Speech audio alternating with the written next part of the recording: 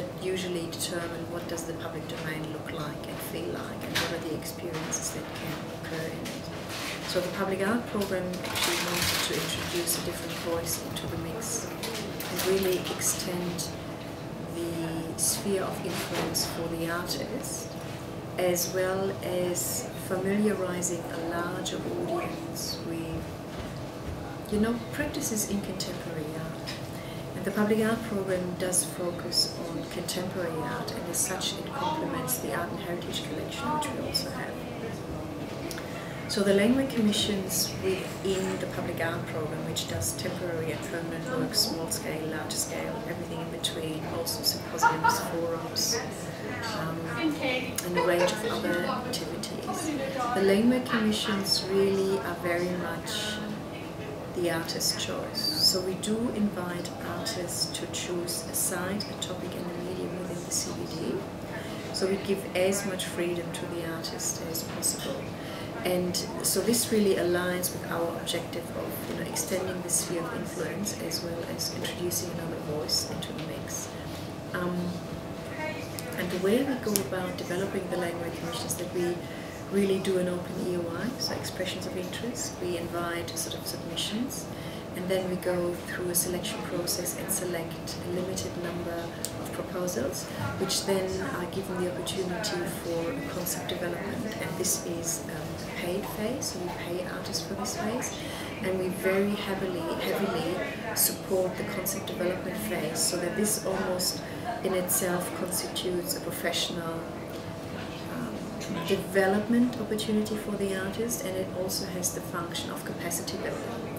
So to some degree it's like the entry level to public art, and the language commissions really invite all art practices, and we invite, you know, young artists as well as artists who have a gallery-based practice to venture out in the public domain, which due to its complexities is just really a complex area, final season of artworks. And in the past we've always had commissioned sort of 4 to 6 works per season. It was only that this season for some reason was different, and we're only ever as good as the artist, because we don't prescribe a topic or so. We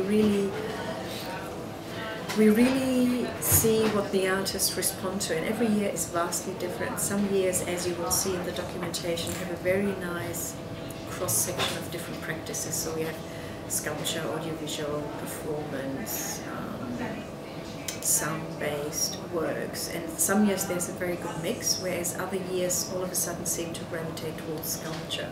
And this year, by coincidence, all the works that are commissioned really deal with the written and the spoken word, which is very interesting for us. So there was perhaps something that was in the air. It's also that the city of Melbourne is sort of now, you know, a city of literature, which is something that many artists may have responded to. And also, writing was an art form that had been underrepresented in the language commissions to date. So we're very happy that this season specifically focuses on the written word. What I should say is that's really the framework that we put around, and framework is really, in many ways, how we look at the public art program as a whole, which for us is really a framework for creation. So we just want to provide ongoing opportunities for artists to make a contribution to the interpretation and development of the public domain. That's really how we look at it. And what year did this begin? In 2001?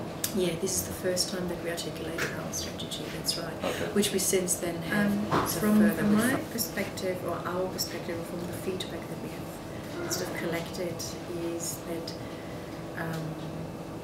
they have done very much what we're hoping they would do, which is introducing different perspectives. So all of a sudden people realized that space could be different from the way they had perceived it before. Many people gave us feedback and said that they remember a location by the artwork it held, not by its name. It also encouraged really other sort of building owners and people who wanted to open a cafe or so to embrace the immediate environment in a different way. take more interest in it. It also attracted people to particular locations because it often introduced light into an area which previously has been unlit. I mean, it's not the Laneway Commission do not substitute a lighting strategy, which is now in place, of course, in addition to this, but it often literally shed light onto an area which was dark before, so people felt safer. People also